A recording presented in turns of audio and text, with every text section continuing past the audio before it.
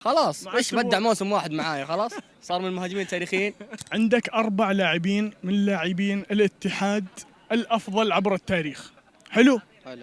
لو قلت لك كريم بنزيما يبغى يجلس مكان أحد الأربعة هذولي عشان يكون من الأفضل تاريخيا في نادي الاتحاد، مين تشيل من الأربعة هذولي؟ هل هو حمد الله أم كهرباء أم حمزة إدريس أم نايف هزازي، ولا ما يستحق كريم بنزيما يجلس ضمن الأربعة الكبار؟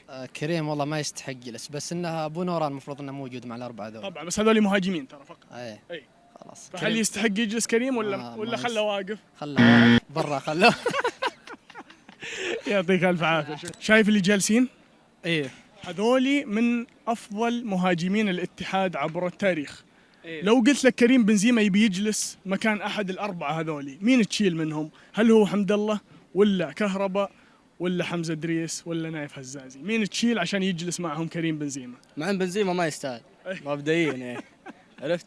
إيه. ولا هو من المهاجمين التاريخيين للاتحاد. يا سلام، يعني ما تخليه يجلس معهم ما اخليه يجلس ولا مكان كهرباء ولا احد؟